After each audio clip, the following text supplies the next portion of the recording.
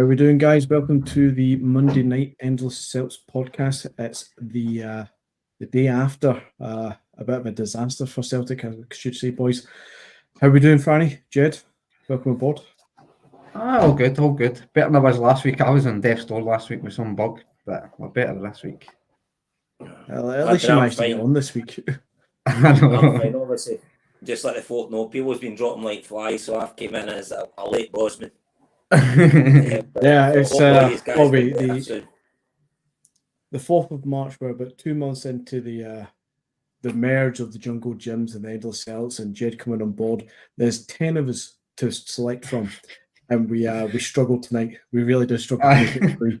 The fact there is 3 of us here is actually quite a miracle. Everybody's hungover, on the holly bags, or just can't be here for whatever reason. But before we go much further and delve into all the topics, what I'm going to do is just throw up the nice video that our man Willie makes, and we'll see what's going on for tonight.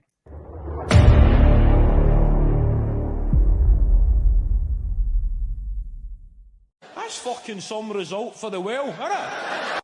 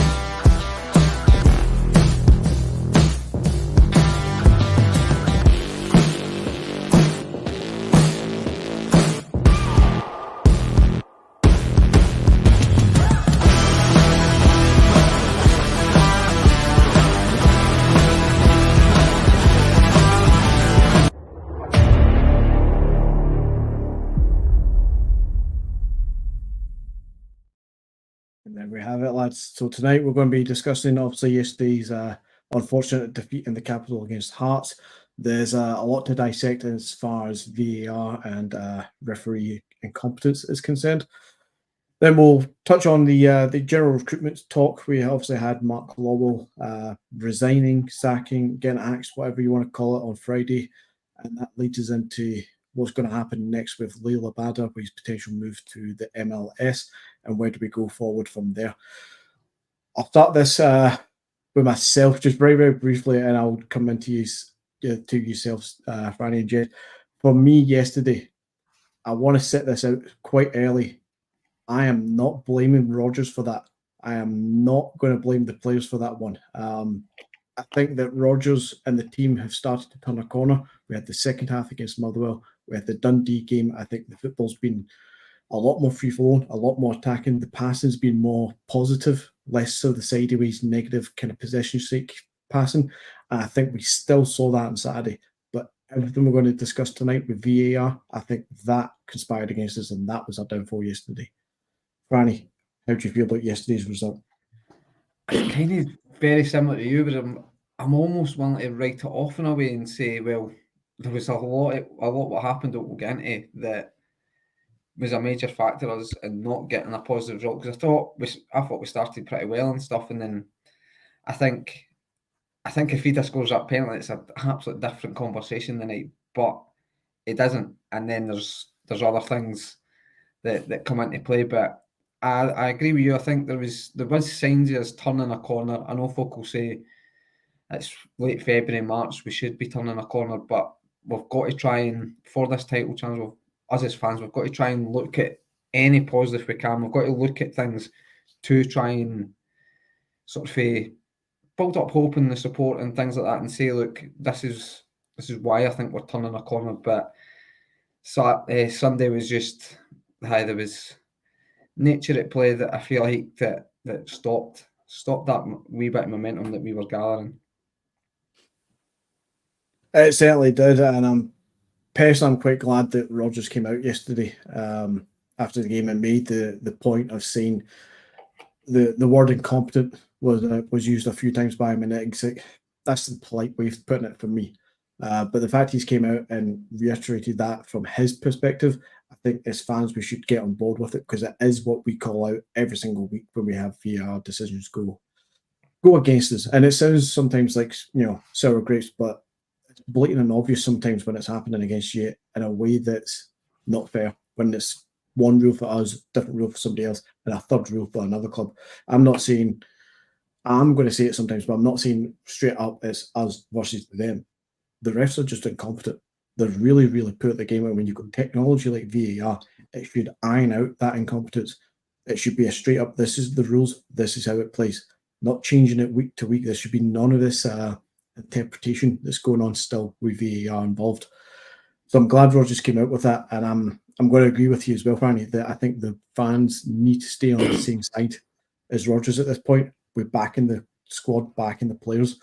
We can have all the sack the ball stuff as well. I'm all for a good board bashing, but that turning of the corner that we've been doing the last week and a half, we need to keep with the positivity, keep pushing the side on, because we can't let yesterday kind of get us down and put a spanner in the works going into the next couple of games. Jed, yesterday's result, how did you feel about it? Yeah, gutted. I think I put in our chat yesterday, in the space of 24 hours and such a high to be sitting on the couch with my face tripping me.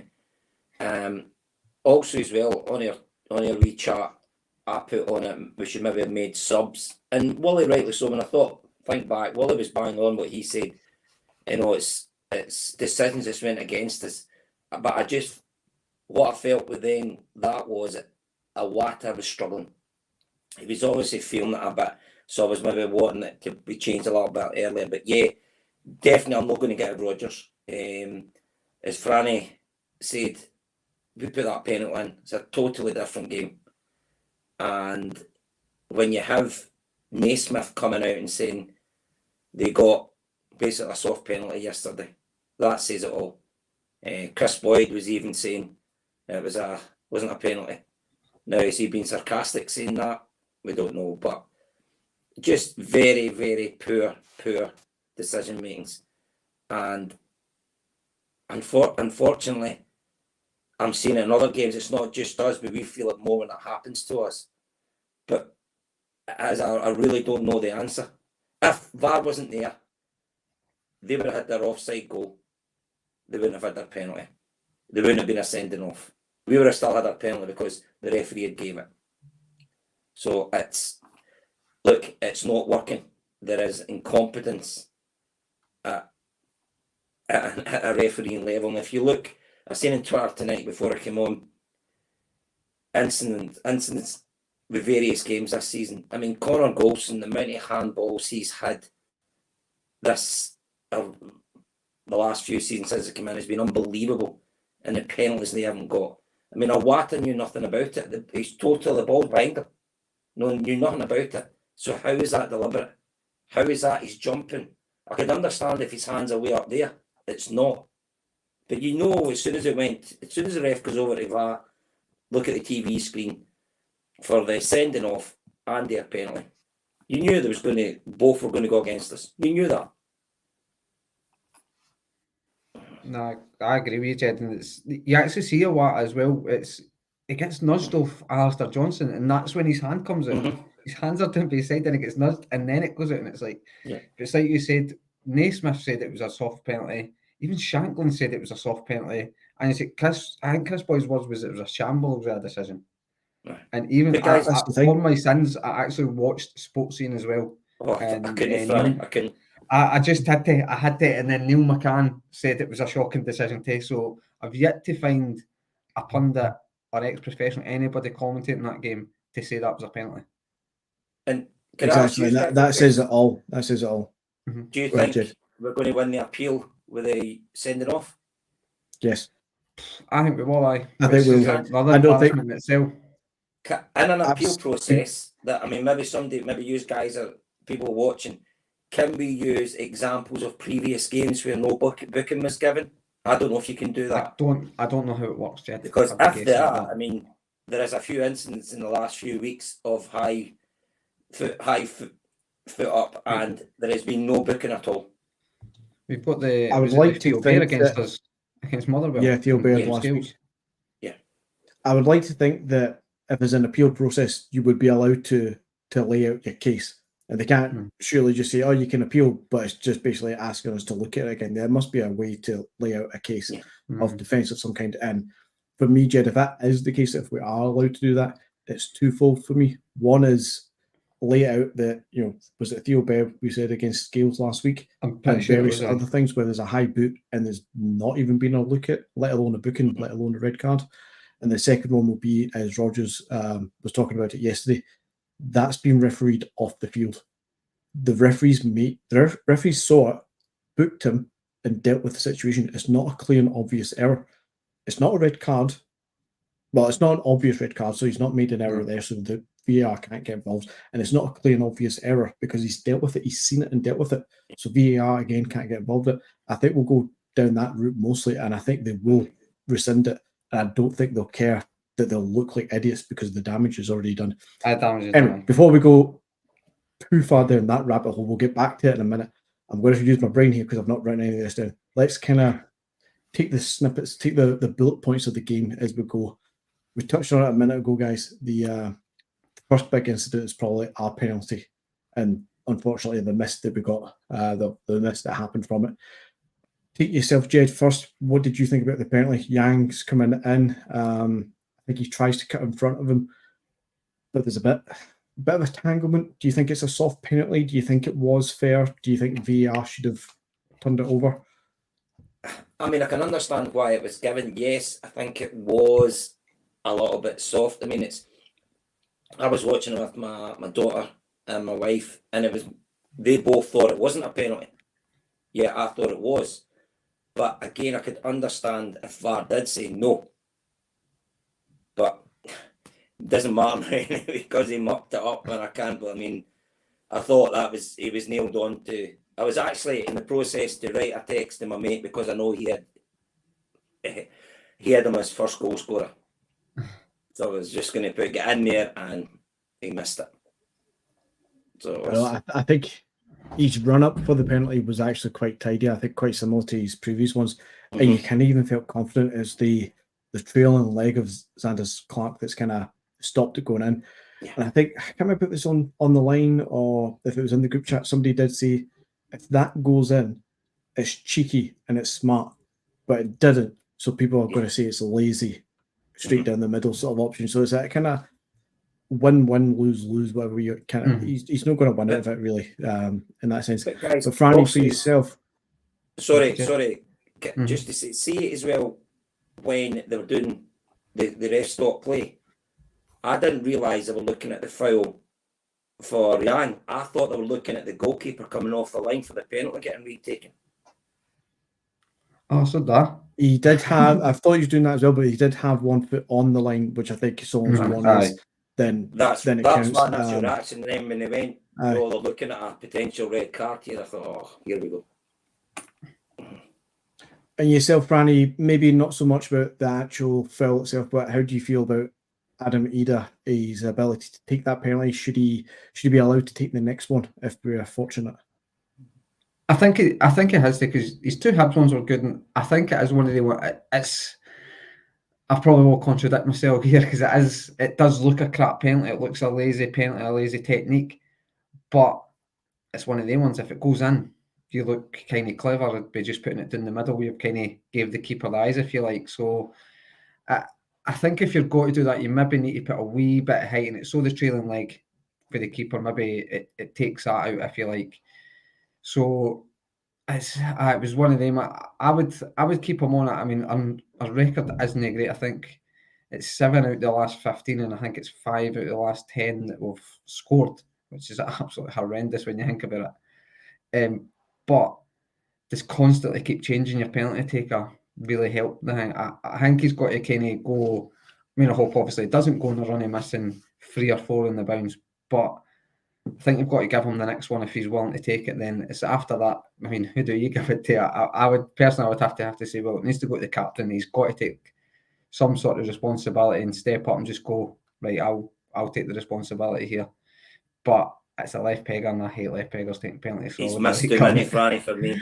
I know, but it's who hasn't missed too many for us yet? That's the problem right now. But I would agree. We won on the penalty. I think it is a penalty, but it's very soft. If that's anywhere in the park, nobody's complaining about it. It's one of the ones whoever got to the ball first was always getting the foul. Yes, it's soft. I'm similar to with Jed, where if we didn't give it, I would have had no real issues with VAR saying it wasn't a penalty, that the referee made the right call. It was of the soft variety, but I think that happens all over the park in various circumstances. Ross even touched in the group chat where defenders will try and shield it out for a by kick and things and maybe just fall over. It's anywhere else in the park, nobody complains about that. But I to go back to the initial point, I would keep Ida on the penalties for now. I would agree with you, Fanny. I think we're in danger that we constantly keep changing. It almost feels like you miss one penalty, somebody else steps up. Mm-hmm. And once that happens 2 or 3 times, the confidence almost goes out of every single player because they're stepping up. Massive pressure to put on them as well. Yeah, all that pressure. And if they fuck it again, then I would agree with you. I would leave Ida on them, presuming that he's on the pitch at the time, until the point that either he says that he doesn't want it because he's lost confidence. In that case, there's a whole other conversation to be had. Or he goes 2 or 3 in a row, at which point we cut it off and move on to the next, the next best penalty taker, whoever that may be, which would normally be your attacking players. But at this stage, it might have to be Liam Scales or even Joe Hart stepping up because we're running out of people who can actually step up with confidence and take one. But yeah, so moving on from the penalty, I do agree a little bit soft. I agree with both of you. If it was rescinded and overturned, then you wouldn't have been too upset about it. But the next key incident was obviously what we talked about most at the start, is Yang's red card. Was it a red card? Straight red, keep in mind. Was it a straight red card, Franny? Nah, then every high boot's a red card then. If that's a problem. Exactly. I forgot. Exactly. And we're kind of covering old ground a little bit by saying that Theo Bear last week is a prime example. When have we ever seen people getting red cards? That, especially standing still and lefties. If he was going in with force, momentum, and all the rest of it, but there's no malice, there's no intent. I just don't see it. Nah, I honestly don't see it. Like he's tried a wee bit of skill, wee bit silly. Maybe could have nicked it with his head or something to try and get away. But it's sort of his just reaction, isn't it? He's not really doing that to try and protect himself by putting his boot up that high, thinking, well, the Hearts boy will not come in. I think the referee's initial thought process of a yellow card, he's called it bang on. he's called it bang on, and it's one of them. What is John Beaton looked at and went, you've missed something, like to that Don Robertson said, I think you need to go and look at the monitor here because what have you missed? What has Don Robertson missed? Because it was not like crowded. He's looking straight at it. What has he missed that he's went, I think you've missed a red card here. That's exactly it. What I was saying earlier, that's exactly it. It's not clear and obvious. He's not missed anything. So what has Beaton decided that he's missed? Because Robertson's seen the boot go up and the head go in, and he's deemed that the foul. I mean, unless he's seen something else as a foul before the boot goes up, which is another question again, but he's seen it and he's dealt with it. So what is the clear and obvious error? What has he missed? And we go back to what we said already, even last week, Theo Bear and many others this season, let alone. There's plenty of other high boots that go completely unchecked. So what has he missed? What has Beaton said that he's missed that's made him decide to change his mind for that one? It's baffling for me. Absolutely baffling. Jed, you're feeling on the red card itself then? I'm just actually trying to visualise the tackle again. Was it Cochrane? Yeah. I believe so, yes. Did Cochrane even get touched? I don't, because if you look, if he did, it would be very minimal. Foot, he's actually trying, you can see the player coming in, so he's trying to retract his foot away. Yeah. That's how I thought it wasn't a red card because it wasn't deliberate. And I mean, that Cochran, the many fouls that he came up before he was booked. I know. He shouldn't have been on the park. Could be off twice.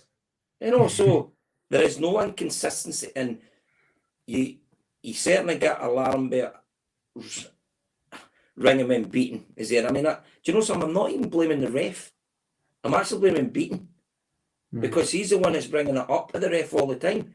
The ref made decisions and thought, right, there's a booking. What I've seen, as you said, Anthony, I'm happy with seeing it. It was just a reckless challenge for a ball. That's a yellow card. Yet Beaton sees something that no one else sees. And also with the penalty, he's right in front of it as well. But Beaton still thinks he has to get involved and, oh no, listen, big man, you need to put that on. I'm getting 3 pints tonight in the Crown. And also, so we all going to look to it and we're all going to say it's cheating, and guys like John Beaton should never be allowed to referee our games or their games because he's 100% known to be a supporter for them. But even going to Arsenal penalty, why is he not getting involved? Like, as you say, you're not blaming the ref on the pitch as much because the ref on the pitch sees our penalty, 2 players come across each other, 1 goes down, it's solved. But without VAR, he gives that penalty and nobody talks about it again. But VAR is there. So why is Beaton not getting involved and actually clearing that up? The red card, why is he getting involved? The penalty for theirs, the handball, that's the next talking point. Let's move on to it. Why is he getting involved again? Why is he picking these moments to get involved in it and other ones not? He's absolutely all over the place. And it's the majority of the time it's to their advantage and not ours. But obviously we can allude to the first one as a kind of something that breaks the rule and the trend. But the handball itself, the ball's coming over. I think it's Alistair Johnson that's jumping with the Hearts player and Awata's obviously just in front. It comes off Alistair Johnson, I think, around about here, maybe the elbow. But that's in combination with the Hearts players' heads and stuff. His arms inside his body and all this. It's not outside the silhouette. It's not a handball from Alistair Johnson in that respect either.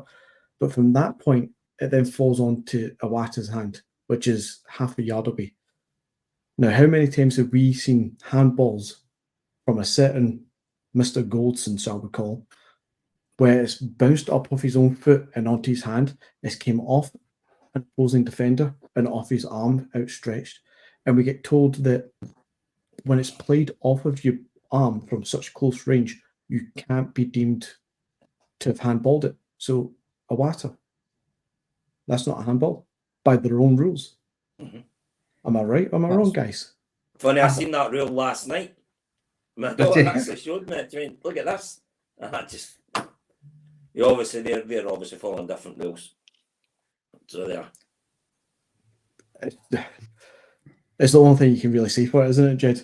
But they get the penalty, as they do. They make it 1-0. And we, not long after that, have to go into halftime, I think. Did we make the halftime change, did we? Yeah, yeah. Was it the right decision? To kind of, I don't think we've lost the wings, but we kind of brought everything in, didn't we? And we've lost the midfield there with Bernardo. We did that, and I think we kind of were almost forced into it when Jan got sent off. He's been one of the most creative players the last sort of game and a half. And he started off not too bad as well. And when you lose him, you are losing a wide player, probably the most creative wide player, because for all my Eda's hard work and stuff, you just don't know what you're going to get from him half the time.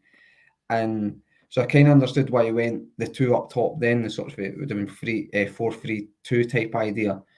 And you're putting a lot of pressure then on Greg Taylor and Alistair Johnson to kind of cover the wings. But I think then it was almost like at half time he sort of went 4-2 sort of 3 up front, if you like. And I think he tried to get Kyogo to just find spaces and play wherever he finds himself. So looking at the bench, there was not really much he really could. Maybe could have brought on Palma, but I think bringing Kyogo for me was the right choice. It's the game was spread, so it might have just played into Kyogo's favour. And he did have a lot of good times on the ball. I feel like it just maybe causes a wee bit maybe out of form, and the system, well, I wouldn't say the system's not suiting him, but we weren't playing fast and he wasn't getting the chances. I felt sometimes Cowgill just maybe taking one or too many touches too many, or maybe try to beat one or too many guys. But personally, it just felt one of the for the minute Yang sent off, I didn't think, well, I'll be honest, I think for Motherwell won on the Saturday, I don't think there was much chance of us winning that game. There was a lot of folk deciding what was going to happen that game, and it wasn't the Celtic team. I mean, my biggest fear is going to Ibrox now with the standard of refereeing, and also the referees have come out and made a statement today. It's funny how they always seem to make a statement after Celtic make a complaint. Mm-hmm. Remember years ago after the fracas up at Dundee United, when the referees went on strike, we had to bring in foreign managers because Celtic kicked up a stink. But when other teams kick up a stink, they're fine with it. But as soon as Celtic make an official comment, they come out, they just all back each other. So they do. Well, I'm glad the board or Celtic as a club seem to be sticking up for the manager here and backing the manager when he's obviously called at the officials. And I'm glad the board have actually backed them up and said they want an explanation for the penalty and stuff. But it's mad that you bring up that Dundee United one, because they actually went on strike for getting found out for telling a lie. Yeah. But Franny also as well, I thought what Brendan Rodgers says in his interview in Sky, you know, he isn't a player, he isn't a guy to criticise referees, he's never doesn't do it. So for him to come out and say that, he obviously feels a great unjust for what's happened to the team. I mean, straight away he praised the players, and as Anthony said right at the beginning, I think Rodgers has got a free hit yesterday, without a doubt. I don't think they're not going to. I just hope it galvanises the team now, galvanises the fans, and we just need to try and score the goals. And if there is decisions go against us, we'll be fine because we've already scored a few goals. That's what I need to hope going forward. No, Totally. So, trying to remember the order of the game. I think we've skipped the offside goal for, was it Shankland? Without delving too deep into that one, was it offside, guys? In your eyes, with the I can't believe the technology. It looked fucking very tight, but it looks very questionable. But guys, if the shoe was not, James in the group chat was against it. Oh, 100%, Jed. 100%, I'd be wanting that. And it looks like it's his arm that's offside or something, which is just madness. It's madness. Yeah, we've seen that against us as well, haven't we? Where it's minute details of arms like elbows, and it's like, well, you can't score with that part of your body, so you know the shouldn't count. But again, this can throw into the question not just that we've been done dirty, which I think that we have definitely been done dirty, and I think it's been done maliciously, but overall the incompetence is off the scale massively. Even from both sides could argue that, and just because both sides can argue it, but one team maybe isn't arguing, doesn't mean that the other team's wrong to argue. If that makes sense. I think we should be. I've just double checked the Twitter feed there, the X feed. I'm glad to see that we have made that appeal, and we are actually requesting more information, at least, or putting a statement out there against the use of VAR and how it was used yesterday, which is an absolute shambolic how it was. Next up on it was not. I don't think much else happened the second half, if I remember correctly, as far as VAR is concerned. It kind of, the damage was already done.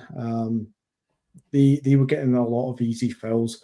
I think at one point we didn't get a free kick in their half until like the 60th minute or something stupid like that. It was kind of a bit weird in that sense as well. But the game kind of peters out almost where as he's made the subs with Kyogo, you think it's going to change the formation and the style. I think we all probably hark back to the game against Rangers when we went down to 10 men and Rodgers changed it up and we actually won that game. It wasn't to be yesterday. I think we could have played another 90 minutes at that kind of level, and I don't think we would have scored, to be honest. As I say, the damage was already done there. But as we were kind of I hate that word that you used, Jed, but it is kind of true. A kind of free hit yesterday, knowing that they dropped points on Saturday, and then knowing how bad we were treated yesterday. Do you feel, guys, that you can give it a pass, move on to next weekend, and I hate using the term free hit, but we're going to have to give it a pass. We've got to just move on now. And I mean, I was in Dublin on Saturday, and my wife and I, there were folk, we were in a bar, and of course, when the result came through, and then all you guys were putting in the chat, they won, and we were roaring like dafties. People, in fact, one boy says to me, Chelsea scored. Like, fuck off. But so, and then just to such a high, but you just always in the back of your head, there's something going to happen tomorrow. That we're not going to do it. But look, we have, as I said earlier, we have to move on. I'm a wee bit, I wish it was a league game this weekend, not a cup game. Mm-hmm. I don't know how you feel about that. I just wish. No, I'm 100% with you in that, Jed. I just want us to get back out and prove a few people wrong. But but we want to win the cup also. But I would, if I had a choice, I would prefer to have a league game this weekend than a cup game. Mm-hmm. No, I would agree with there. A few weeks ago, I was ready for just chucking this whole thing. But this whole season, I mean, it was really getting pretty grim. I think it was the half-time at Motherwell game. Yeah. It was really, really grim. I'm at the point now where I've got the belief, I've got the confidence. It's only 2 points in it. I can see how crap they are. I can see the improvements that we're making within the side. If things go our way, we should be okay. But I'm kind of with you. Of course, you want to win the Scottish Cup. Of course, you want to win every game. But at this point, I would just want to get the next league game, get the next 3 points, and just really get the season over with, so that we can kind of get the league in our hands and then just get on to next season. Because this season overall has just been it's been disaster for my heart, at least, if nothing else. I can't go this much more. Nah, right. I'm with yourself there. Like, it was, I'm like with you, Jed. I want a league game. I want a league game just to kind of put that aside. And I suppose on Friday, if you said come Sunday night, if we're only 2 points behind Rangers, it's been a good weekend. Mm-hmm. But then it's obviously because Rangers drop points and then you've got a chance to go on top. I think obviously you get a wee bit excited. You're just like, well, this is a chance to make a massive statement here, and our first sort of opportunity to then regain the lead in the title chase. And then you don't take it. But I think the way the game panned out, the decisions that were made, it's kind of, it feels like it's united the fan base a wee bit in the fact that they've said, we'll give them a pass. By the way, I'm noticing I'm getting it stinking in the comments about this hotel, and there's balls and everything getting spoken I'm only showing half of them. But I'm willing to get a pass just due to the nature of the officiating. It just felt like we were never ever going to win that game. We were going to have to do something special to get a positive result on Sunday, and it just, the referee, for me, John Beaton got what he wanted out of that game. Yeah, definitely. Something I've kind of forgot to do earlier on in the podcast. We're only about 35 minutes in, so it's not too bad. Is the Super Six. Is I'll try and read it out. It's not the biggest there. I don't know if I can zoom that in a bit more. There we go. So the Super Six, as it goes, I have Mark Robson at number 1 spot on 365. Alistair Jack at 361 as second. I switched between Joe Finlay and Stephen Cothart at 357 and 353. Brian Taylor in 5th. Kieran Gahuli in 6th. Owen Anthony Dunn, who is not joining us tonight, is up at 335 in 7th place. With Kevin Hampsey down at 333 in 8th. William is up to 332 in 9th place. And Franny, you still stay at 10th place on 325. And James Bowie, I didn't think we had 11 people in this, at 322 points. Well done, Franny, for staying in that top 10. That could be my good Saturday. But the only good thing this came out this weekend for most of us. I think even on the score predictions, which I believe will be updated on Wednesday for anybody keeping track. I don't think it was a great weekend for any of us either. Nah, I don't I think think so. most of us got the obvious 2 games wrong. But that said, let's wrap it up just now for the weekend's games. It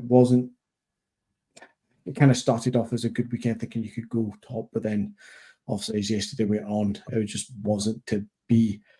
Other news that came out at the start of the weekend, which was probably really good positive news for us all, was obviously that Mark Lowell has left the building, stage left, and he and I think it's Joe Dudgeon has also left. Means that there's a big gaping hole in the recruitment team. Are we all happy? I presume we're all happy with this, Jed, that Mark Lowell has left. Yeah, I just Sorry, hope put you we on do spot. I just hope we get someone in who is competent at their job and knows what they're doing. And it's not a job for the boys, it's no nepotism or anything like that. We need to get someone in because, let's be honest, guys, the last 2 transfer windows have been a joke, but we have covered that loads of times. So it's in the past now, but we just need to hope they bring in the right person. Now, don't be surprised if we get somebody from the City group again.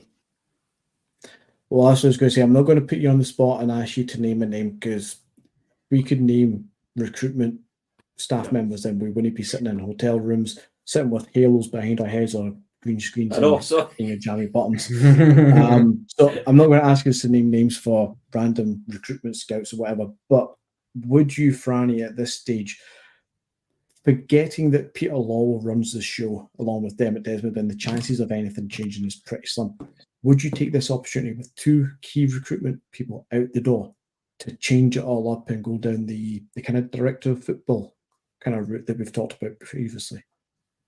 I would say so, yeah. It seems like most big clubs, that's the sort of route that they go down. It seems to work. Managers aren't really managers so much anymore. They're more coaches, and Brendan Rodgers says that he's a coach first and foremost. He loves coaching players. You would obviously hope with a director of football that Brendan Rodgers has a say on the players, but obviously my understanding of what a director of football has got to do is looks at the football club as a whole, says this is the way they want the football club to move going forward, and obviously that's a succession plan. When Rodgers leaves, you bring in a manager that plays a very similar way, and that just is a continuation.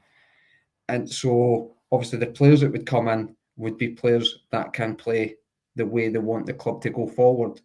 So if Rodgers is on, first and foremost, I would always have to say that the manager has to be on board with any sort of a recruitment process and who comes in. But I think a director of football, it seems to make sense when you look at all the other sort of big clubs around Europe and stuff. It's what they seem to do, and it does just. I wouldn't say we sort of we're a wee bit scattergun in the summer and getting Rodgers in, but it stops the Eddie Howe carry on again. Would you spend what felt like well, it was ages, but it just how long that dragged out. Yeah, we probably got lucky with Postecoglou, but if you have a director of football, and well, we might never have got Postecoglou, but the point being is you'll have the next manager lined up. I mean, Ched spoke about it the other week. Look at Brighton. They've probably got 3 or 4 guys that they know they've got to go to once De Zerbi leaves. They've probably already got an idea of who they'll have in charge next. I mean, that's a team that's probably not looking at getting rid of their manager, but they'll be like, if he goes in the summer, we know who we've got to go for and probably got to get him. And I just think that's the way you need to look at football these days. That's exactly what Ange said as far as recruiting players was concerned. He had it and he said there's a starting 11 and let's take a right back as the option, as the example. Sorry, he had Josip Juranovic at right back, and before Josip was out the door, you knew he was going to be going soon, but you also knew you wanted Alistair Johnson in, and Alistair Johnson comes in before Josip leaves, and that was. We can debate is Josip having Alistair Johnson having a good season or not. That's another debate in itself. But last season when Alistair Johnson came in, it was almost seamless. It was a good right back for a good right back. He played a similar way. He fitted into the style of football that Ange played, and it just moved on. That's the way it should be. And then Ange Postecoglou said he would have had the next person in mind who would take over from Alistair Johnson as well, especially once Joseph was out of the building. He would always have the next player in mind. And as you say, for me, Franny, exactly as you describe what director of football should be doing, is it's the same thing with the manager. So the director of football should not be picked by the current manager. So this idea that Ange was picking Mark Lawwell, and I know he wasn't director of football, but maybe he acted as a de facto one like his dad did, or Rodgers asking to bring in Lee Congerton and stuff like that. I don't think the manager should be doing that. It's the other way around. The director of football should be sitting down and saying, right, as a club, this is the style of football we're going to play. We're going to play intense, fast, high tempo, always on the front foot, closing down. That's the football we're going to play. So when Ange left, the next manager we brought in should have been pretty much the same. Could be a cheaper option, but his philosophy on football should have been the same. Because then he comes in and gets the players that are already there, and they are already suited 99% of the time to the system that he wants to play, as opposed to what's just happened. And this is trying not to be negative on Brendan Rodgers just now. We brought in Rodgers, who plays a different system, and the players aren't quite suited to it, or they're taking a bit of time to adjust to it. And again, we can debate professional football should be able to do that a lot better, a lot quicker, but it doesn't help us when you're changing from one system to another without any continuity. The director of football for me should always be in place, and I think we should go down this route. And then he should be filtering that system, what he believes the club should be playing, all the way through the levels, with all the youth players coming up playing the same system, with the next manager, the next players who come in, recruitment-wise, should all be on the same page so that nothing's kind of left to chance. I think Bayern Munich are one of the best teams to do exactly that. They know who the next manager is going to be at times, but the manager comes in to play for them, not the other way around. And if you do, if you do that properly, even jobs for the boys doesn't seem such a bad thing.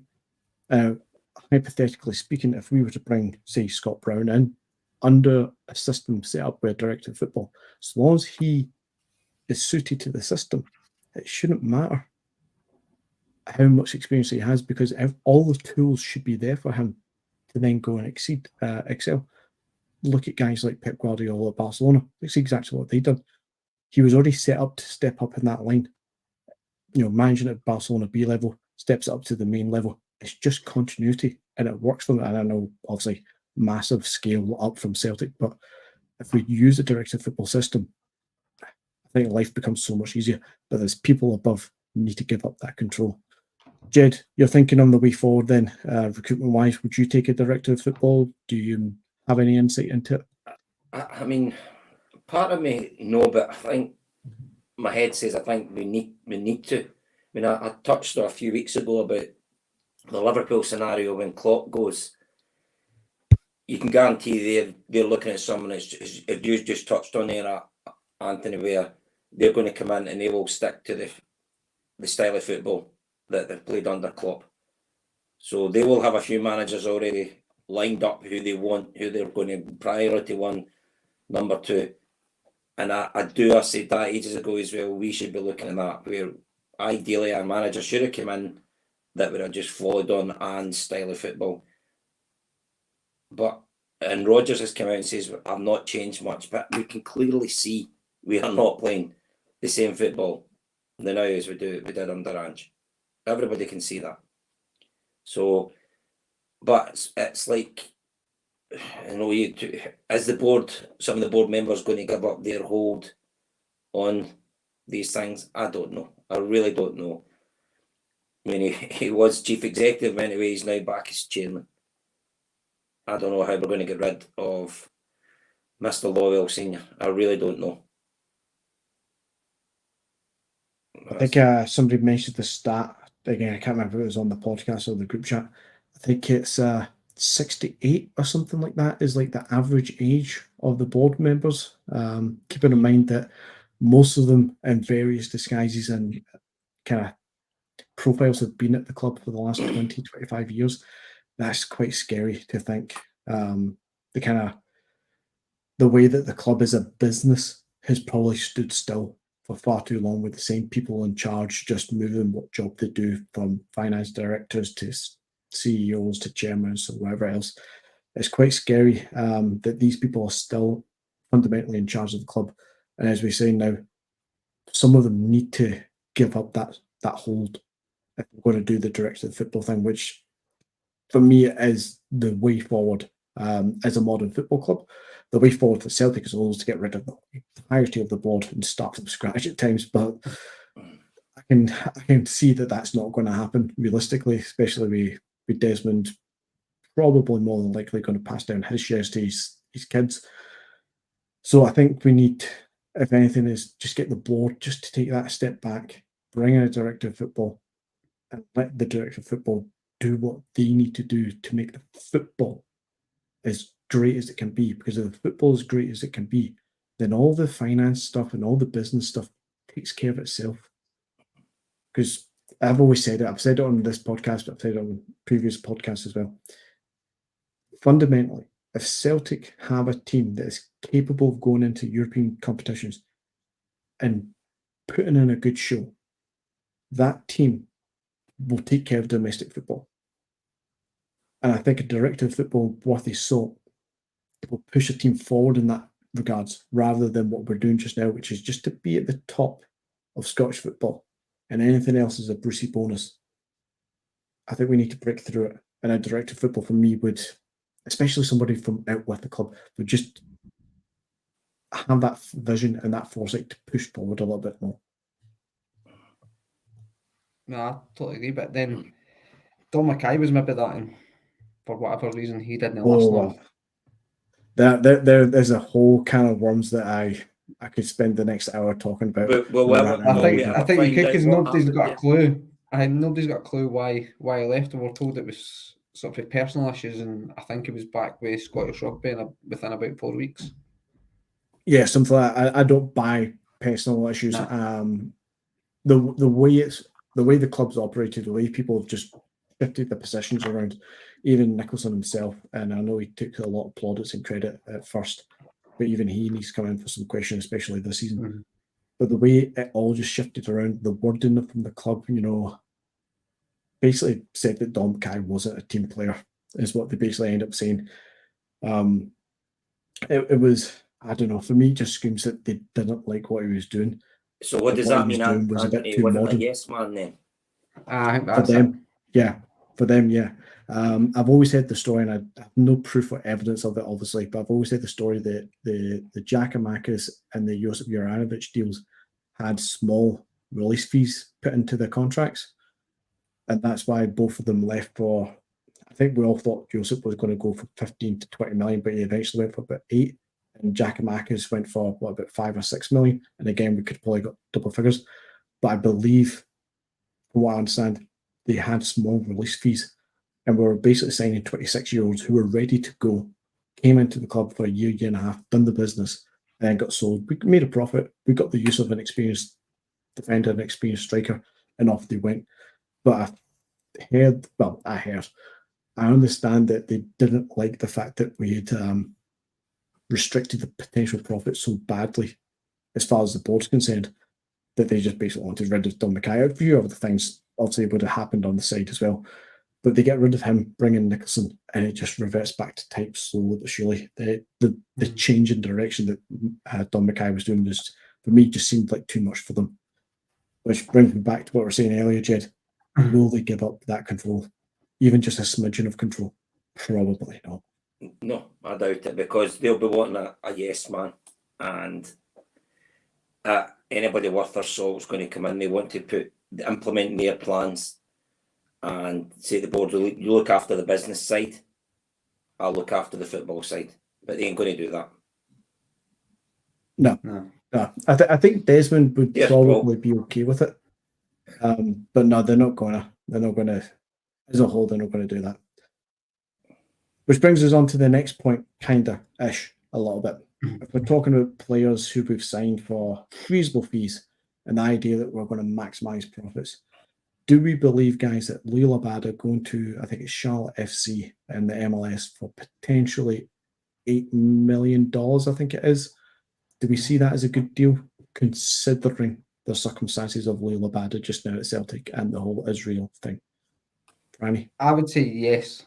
Could just simply considering, and they had seen that it was 8 rising to 11, or it's 11 with add-ons, whether that again was US dollars or sort of pound sterling. I think, I mean, if it's pound sterling, I think that's a really good deal considering this is a guy that clearly doesn't want to beat the football club. Teams will not be silly about that and know that this is a guy that wants out the door for non-footballing reasons anyway, wants out the door. So for us to kind of get that sort of a fee for a player that doesn't want to be here, I think it's a really good bit of business, and it's unfortunate because Abada's a really good player. We could be doing with him now, but if his head's not in the right place, what you meant to do, what you honestly meant to do with the guy, I think we've said it for weeks now. It's best for both parties that he just we get him out the club in the nicest possible manner. I mean that, not like fucking kick him out the door or anything, but just move him on. It's not been as much a distraction as I think that people have wanted to make it out to be. It's just unfortunate where we maybe could have been doing well, especially now with Yang, the potential of a 3-game ban. So having Abada there would have been I say having a fit and fire on Abada would have been good, but clearly mentally he's just not up for it. He definitely would have been good to have more of him this season. As you say, a fit and fire and Abada would have been fantastic. I think his stats from what I can see is 112 appearances, 29 goals and 22 assists. So pretty much a goal involvement every second game. For me, for a guy who, was he 19 when he came in? Was he 20 when he came in? He was 19. Pretty young. I don't think he's much more than 21 just now. He came in from Israel itself. He's not came from a really experienced level of football. He's had to adapt to the culture in Scotland and all that usual guff that you talk about. And you see a young guy coming in getting those kind of numbers and stats over the first 2 seasons. Pretty much the first 2 seasons. I think he's only had 9 games this season so far. It's phenomenal return, all things considered. And yeah, Jota looked the much more established and better player. But I think people forget just how much of an explosive impact Abada could have. Yes, he was young. Yes, he had his flaws, and there's a lot of development to go on there. But I think we're going to miss him something awful. And I think what I want to ask yourself, Jed, is do you think if we took the whole Israel conflict out of the situation just now, I mean, Abada's probably not stupid. He's been at the club for 2 years. He knows very well that Celtic fans, on the whole, are more pro-Palestine than anything else. So he's probably not dumb or, he's not blinded by it. But he did sign a new contract in the summer. And he came out with Brendan Rodgers talking about positivity, development, and Rodgers definitely, as we talked about earlier with Franny, Rodgers is this type of person who loves to develop players. Do you think, Jed, if we didn't have the Israel conflict, that Abada could have had a different season just now? And do you think we could have got more money from if that conflict wasn't shrouding his career just now in the club? Yeah, definitely. I mean, unfortunately, the guy, if what we read is correct, he's been getting grief from the Israeli national manager. He's been getting death threats if he ever goes back to Israel and so on. I mean, it's not a nice situation to be in. And I have not really seen any Celtic fans coming out and really getting tore into Abada. Yes, being in support of the Palestinians does not make you anti-Semitic, and I've said that before. And there was only going to be one outcome. He's going to go, and if we can get that money in for him, brilliant. Yes, it would have been great if we could get more, but under the circumstances, what transfer windows are open at the moment, so we've really got a limited leagues when we can sell him to and try and get top dollar for him. So good luck to him when he goes, because when he was on his game, and he was a phenomenal player. Look at, he has scored a lot of important goals, the late goal against Dundee United, the goals against Rangers as well. But I'm sorry, when you see what's happening in Palestine, it breaks my heart when I see wee bits of veins. I mean, I'm now a grandfather, and when I see wee tots, I just think it's horrendous. So if he thinks he has to go because as a club he's seen us supporting the Palestinian people, well, so be it. Well, that's the thing, and just kind of touching what Strangelove is saying there as well. I don't think he's, and I can't really speak for him, and I hope one day if he does come out and speaks about the club and the fans, that he's not felt like we've driven him out as a supporter as a whole, not me individually, yourselves individually, but as a supporter as a whole. Do we sit here and we think he's been here for 2 years, as I said, he signed that contract. He's not dumb or naive, surely, to know what side of that fence that Celtic fans sit on. We're pretty vocal as a support. Do we believe then it is probably the pressure from Israel itself, from the national manager, from politicians on that side? Have they, I wouldn't say threatened him, but made him feel the pressure that he has to get out of a place where we as a support, just because of our nature, are seen as the opposite? Shall we? I don't want to say enemy in that sense, but the opposite of what the country wants to stand for. Anthony, got to remember, I've said this before as well, our club was founded out of oppression. Never ever be embarrassed about supporting underdogs. People can clearly see what's going on in the world at the moment. And unfortunately, we've not heard of what Abada has said, how he feels, but if he's getting death threats from fellow Israelis, or if he's worried about his family back home because of these nut jobs over there, what they could do because he plays for a club that the world sees as supporting the Palestinian people, of course that's going to make his head turn. So it's best for him, it's best for the club if he leaves. Yes, we would all love him to stay, but unfortunately, the world we're living in now, it's just absolutely crazy. And God knows what he's hearing from Israel, because it's not as if they're renowned for telling the truth. So I'll leave it at that. No, you're right there, Jed. And as I kind of seem to be skirting around, I don't want to get too bogged down in the politics of it. I want to more focus just briefly on Abada himself as a player. As the MLS Franny, I get what Jed's saying. Obviously, there's only so many transfer windows still open in the world just now. There's only so many places he can go. Do you think for a player like Abada, his age, his style of football, I don't know how much you know about the MLS, but do you think it's the right place for him to go to develop? Do you think he'll be back in Europe maybe? Do you think he has more to offer than say, what's his name? Why have I forgot the guy's name? Who's the other wing we had? Lewis Morgan, who went to the MLS and seemed to have done quite well there when he went over. Do you think Abada's above that? Do you think he's his level? I don't know. I would say he's above that. I think he's, he'll be 22 now, about 22. So he's definitely got a lot of potential, and he's probably just at an age where he can maybe get away with going to the MLS for now, and maybe even just spend a year to 18 months. It's like Jed touched on, you've just said yourself there, Anthony, there's not many markets available for him, but I think we're all in agreement for Abada, for his sake and for Celtic's sake, he needs to move on. So I think it's one of the ones where maybe Celtic's tried to accommodate him as best they can. He's maybe looked at the situation and went, well, ideally I didn't want to go to America, but it's all I've got right now. It's all I've got. So he'll maybe just go over there. This team, that Charlotte's probably the only team that's maybe shown an interest in him. If he can go there, he'll maybe look at Giakoumakis, who's obviously done really well over there and things like that.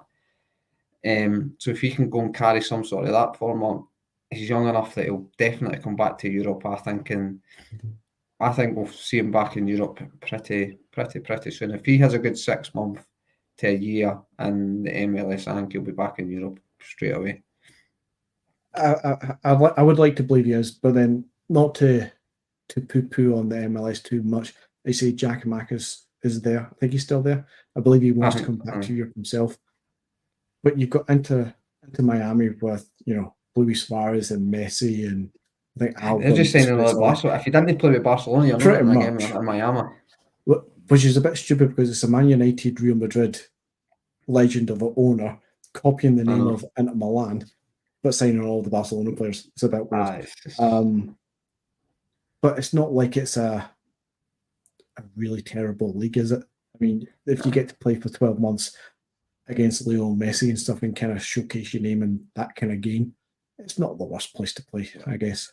I don't know what Charlotte's like itself, deep south kind of territory maybe, but you know, each to their own. So long as he's enjoying his football more than anything else, and his family life is safe. I think that's probably the best thing, as we see in the comments. I wish he was still with us. I wish circumstances were different there. He could, under Rodgers, become a better player, because on his game he was phenomenal. So, like I said, he goes with my best wishes. Too right, Jed. 100% gets the best wishes. And I'm going to make it a quick one tonight, guys. This has now hit 1 hour, 1 minute, and on to almost 48 seconds.